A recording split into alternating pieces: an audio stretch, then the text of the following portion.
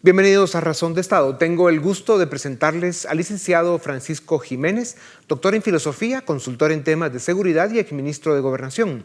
Y el licenciado Francisco Rivas, quien tiene una maestría en criminología, fue fiscal y secretario del Ministerio Público, también fue ministro de Gobernación y fue reconocido por una importante agencia de seguridad de Estados Unidos por su trabajo como funcionario público. Señores, bienvenidos a Razón de Estado. Gracias por su tiempo. A diferencia de ustedes que llegaron a ministros de Gobernación en gran medida como parte del programa de apoyo de la comunidad internacional para la seguridad en el país, dieron un gran aporte y lo seguirán dando porque ustedes son profesionales capaces y sobre todo ciudadanos respetables y honestos, a diferencia de quienes fueron sus jefes, como recordarán, dos presidentes impresentables que pasarán a la historia con la pena y la vergüenza que merecen. Pero en fin, gracias por darnos ustedes unos minutos y por el trabajo que han hecho. Licenciado Rivas, durante los últimos años del gobierno anterior se desmanteló la Policía Nacional. En 2018 se despidieron a 25 policías de alto mando y en 2019 a docenas de miembros de la institución.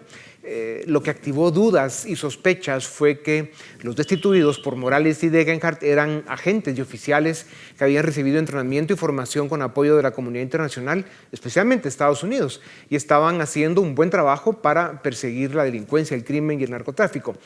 Al llegar al gobierno, el presidente Giammattei restituyó a algunos de esos oficiales y agentes. Con la crisis permanente en que vive nuestro país, licenciado Rivas, y ahora con los efectos que traerá la pandemia, ¿cómo ve a la Policía Nacional? ¿Se están haciendo suficientes esfuerzos para rescatar su institucionalidad? Mucho gusto de saludarle a toda la audiencia que permite llegar a sus hogares. Gracias por la invitación.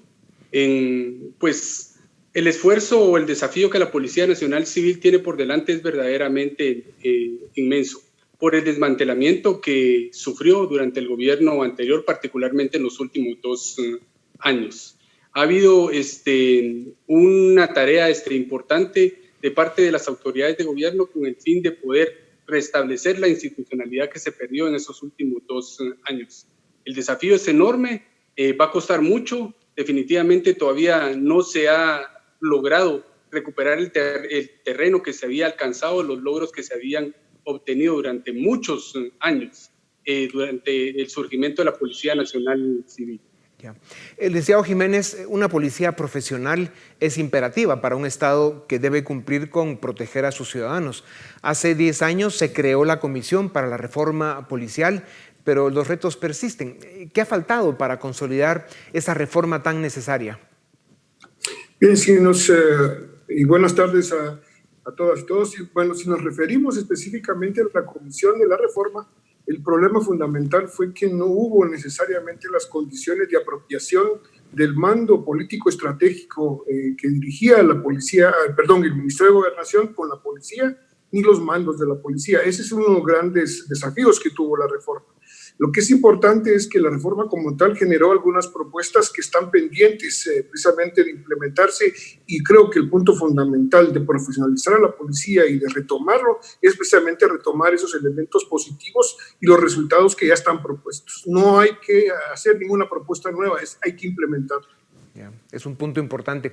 Licenciado Rivas, la pandemia trajo como consecuencia que hubiera retrasos en el proceso de selección de nuevos agentes para la PNC. Se tenía planificado reclutar a 3,000 agentes, pero las restricciones sanitarias complicaron el proceso. ¿Cómo queda la carrera de la Policía Nacional Civil? ¿Cómo está la moral de los agentes y oficiales? Bueno, a la situación que usted mencionaba en relación a la falta de capacidad por razones de salud en cuanto a el reclutamiento de nuevos agentes de la Policía Nacional Civil, también hay que agregarle que durante los últimos años del gobierno anterior no hubo prácticamente academia de la Policía Nacional Civil.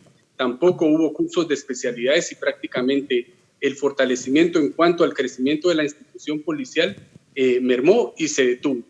Hoy definitivamente la moral de la institución policial está caída.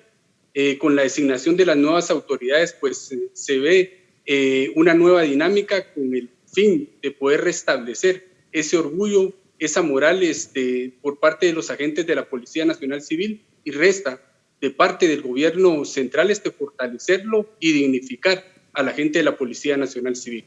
Claro.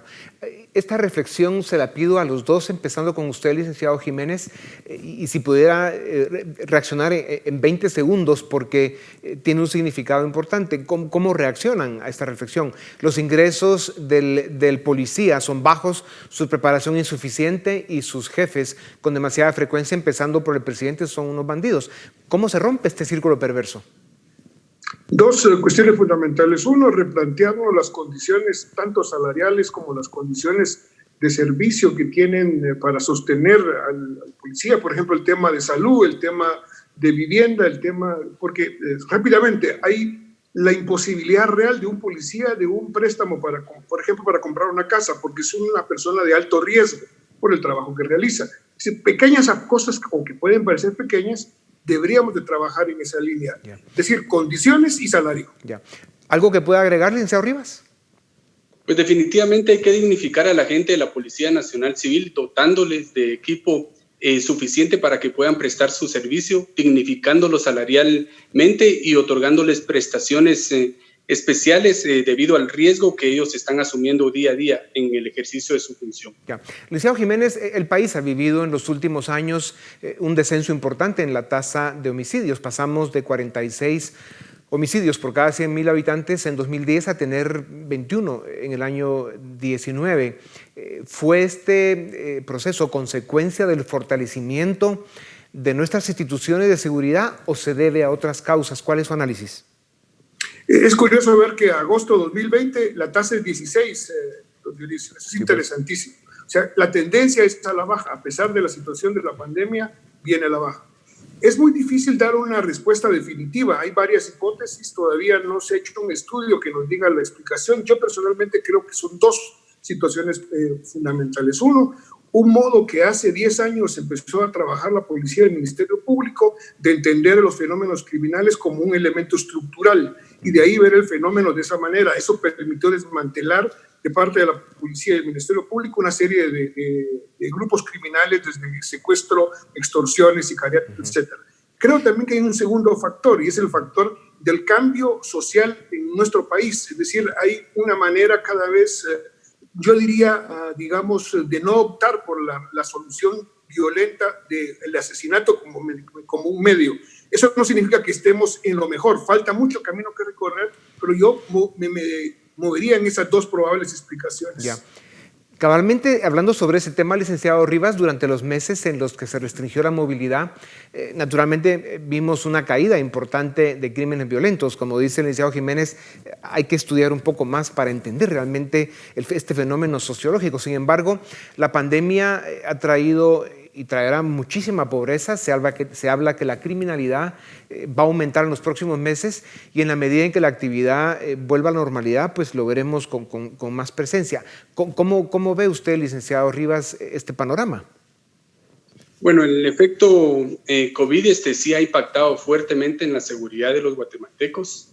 Un aspecto positivo ha sido la reducción de los homicidios, pero también hay que tomar en cuenta los aspectos negativos. El robo a establecimientos comerciales, el robo a residencias se ha incrementado, el nivel de secuestros también se ha aumentado un 27% según información oficial de las autoridades de gobierno. Esto ha impactado significativamente en la seguridad de los guatemaltecos y tocará que replantearse acciones y medidas para detener el incremento de la violencia en el país. Yeah. Licenciado Jiménez, en una encuesta que elaboró Fundación Libertad de Desarrollo se determinó que cerca de un 31% de los guatemaltecos dijo que la inseguridad es uno de los problemas principales para los guatemaltecos. Las extorsiones disminuyeron durante el confinamiento, pero ahora experimentan de nuevo incremento, como ya mencionaba Elic Rivas. ¿Cree que el actual gobierno tiene una política adecuada para combatir este flagelo? Bien, yo, mi criterio personal es que no noto la estrategia específica del actual gobierno. La única estrategia muy específica que hemos visto desde el inicio, incluso antes de la pandemia, es el recurrir a estados de excepción en ciertas circunstancias. Pero en términos de seguridad ciudadana, honestamente no lo veo. Puede ser que la estrategia sea continuar con los procesos institucionales que venían dándose. No puedo saberlo porque no hay una información abierta en ese sentido. Lo que sí creo que es importante es que hay un punto que yo siempre insisto, y es que todos sabemos, analistas, funcionarios, que el problema de mayor impacto en la población, no digo que no haya impacto el resto, es el tema de la extorsión, porque es el único delito que no disminuye en esa tendencia que el resto de los delitos. Entonces, si esa es efectivamente el mayor problema que está afectando a la ciudadanía, ¿por qué razón no priorizamos el abordaje del tema de la extorsión? Claro. Fortalezcamos las unidades tanto en investigación criminal como en el tratamiento de pandillas de panda para el tema de extorsiones, fortalezcamos al Ministerio Público en la Fiscalía que ve el tema. A mí me parece extraño que no se tome una decisión enfática de ver a ese tema como una prioridad. Debe de ser una prioridad para el país. Y algo que va muy relacionado a esto, licenciado Rivas, y es uno de los problemas históricos del entorno de seguridad y justicia en Guatemala, es la falta de confianza de la ciudadanía en la policía. A lo largo de los años hemos visto encuestas en donde la Policía Nacional Civil es una de las instituciones que menos confianza genera entre la ciudadanía. ¿Cómo se combate este desafío? ¿Cómo construimos una policía que genere seguridad y confianza a los guatemaltecos? Bueno, hay que desarrollar una política encaminada a fortalecer la confianza de la ciudadanía guatemalteca a favor de las autoridades policiales. Con el trabajo y el esfuerzo grande e inmenso que hacen los agentes de la Policía Nacional Civil, las autoridades del Ministerio de Gobernación, pero también comunicándolo efectivamente hacia la población, se puede disminuir ese nivel de desconfianza que hay. Por supuesto, hay que fortalecer diferentes procesos a nivel interno de la Policía Nacional Civil para no seguir cometiendo los errores que han existido, empezando por la depuración, fortaleciendo la reforma policial, desarrollando trabajo de investigación criminal con la finalidad de detener a las personas que están cometiendo actos delictivos. En la medida que se haga mucho más público y mucho más efectivo el trabajo que la Policía Nacional Civil está haciendo, los niveles de confianza de la población guatemalteca podrán subir. Sí, es un proceso cívico, cultural, una responsabilidad de Estado, formar oficiales con los valores, con los ingresos y con todas las condiciones que hace falta para que Guatemala respete más a su policía, que sin duda alguna nos hace falta. Lic Jiménez, pasando a otro tema, y que es un tema siempre olvidado, es el sistema penitenciario.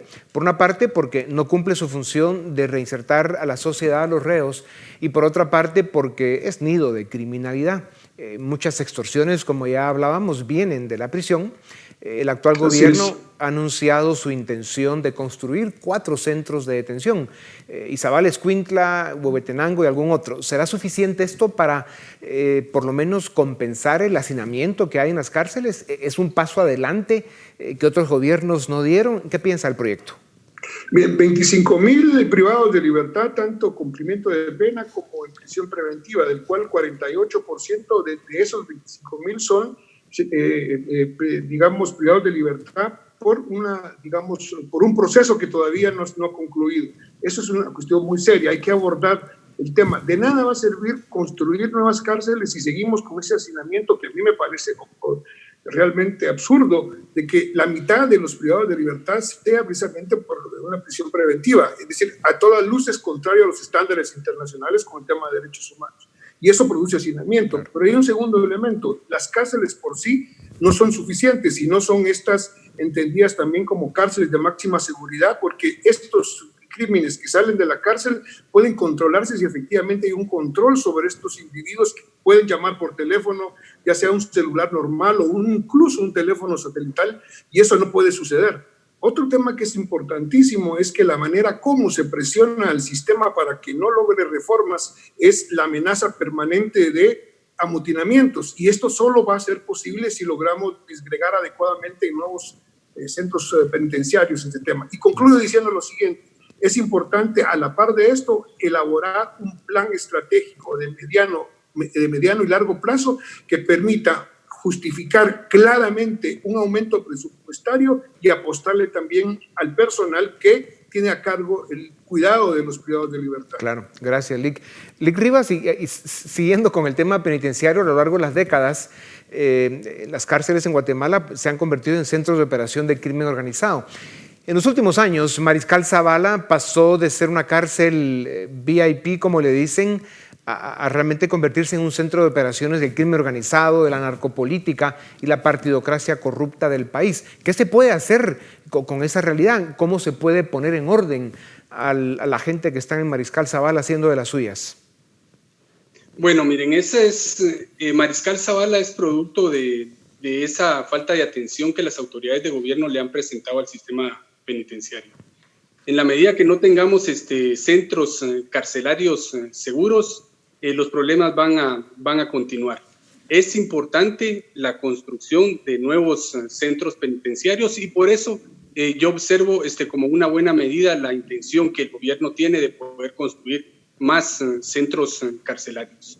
Obviamente hay que diseñar cárceles para delincuentes de alta peligrosidad que lejos de estar siendo controlados, hoy en día están desarrollando actividades criminales que afectan a toda la sociedad guatemalteca. El control de las cárceles debe de estar bajo la administración de las autoridades del sistema penitenciario y del Ministerio de Gobernación. Mientras los privados de libertad aún tengan el control de los establecimientos penitenciarios, la actividad criminal va a continuar. Ya. Nos quedan muy pocos minutos, ya 2 realmente. Licenciado Jiménez, las redes sociales son herramientas muy poderosas y que traen muchos beneficios también, pero con frecuencia son instrumentos de desinformación. Circuló información de un supuesto repunte en secuestros, que ya mencionábamos la estadística que se ha subido un 27%. El gobierno salió a desmentirlo rápidamente. ¿Cómo está la situación del delito del secuestro? ¿Se ve afectada la capacidad de la PNC por la destitución de personal del grupo de antisecuestros que hacía un buen trabajo en el gobierno anterior, como tantas otras cosas lo desmantelaron? Yo creo que sí afectó el tema de la unidad antisecuestros, pero creo que no fue tampoco una afectación total y absoluta, afortunadamente diría yo. Creo que el tema fundamentalmente es, digamos, un punto también de poner en evidencia una situación que venía dándose. Si bien es cierto el aumento es del 27%, en términos puramente estadísticos no es tan dramático como pensáramos, pero sí hay un drama que no hay que perder de vista, y no es tanto el secuestro como tal, sino que estén asesinando a las víctimas. Ese es el punto que hay que ponerle atención, y obviamente eso es lo que impacta en la población. No importa la cantidad, lo que importa es que está afectando a personas y a familias porque están matando a las víctimas. Sí, y vamos a necesitar escuchar su experiencia sobre este tema más adelante, porque lamentablemente se ve que es un drama que está subiendo. Licenciado Rivas, para terminar, y también querría escuchar la opinión de Lic Jiménez sobre esto. Agencias de seguridad de Estados Unidos calculan que el 80% de la droga que llega a Estados Unidos pasa por territorio guatemalteco. Nuestro país se ha convertido en una especie de centro logístico, transporte, almacenamiento de droga. Esto ha contribuido a corromper a nuestra sociedad, a nuestras instituciones y sobre todo al sistema de seguridad y de justicia. Al mismo tiempo, las autoridades norteamericanas reconocen que no hay capacidad para combatir al narco. Además del drama humano y la violencia que generan las drogas, hemos visto cómo la criminalización de la política nos lleva rápidamente a ser víctimas como nación de eso que llaman la captura criminal del Estado. Se unen, y nunca mejor dicho, la corrupción, los políticos criminales y el narcotráfico. ¿Cómo se enfrenta a este fenómeno complejo y brutal y cómo se vence? Muy brevemente, Lic Rivas. Pues, como sociedad tenemos que tener la madurez y reconocer que el fenómeno de la criminalidad organizada, especialmente la del narcotráfico, se ha posicionado en las instituciones de seguridad y de justicia. Y como sociedad debemos de tomar medidas pertinentes para combatirlo, pero deben de involucrarse todas las autoridades del Estado, organismo judicial, Ministerio Público, Ministerio de Gobernación, Policía Nacional Civil, sociedad civil, sector privado, gobierno en general, para poder enfrentar esta amenaza que le afecta tanto a la sociedad guatemalteca. Muchas gracias, se nos acabó el tiempo. Yo quisiera, para terminar, solo comentarles que vamos a molestarlos nuevamente para poder profundizar sobre este tema, porque sin duda alguna su capacidad, su experiencia y sobre todo su integridad como tecnócratas y ciudadanos correctos son y seguirán siendo muy necesarios para Guatemala. Así que muchas gracias por habernos dado unos minutos. A ustedes también gracias. Esto es Razón de Estado.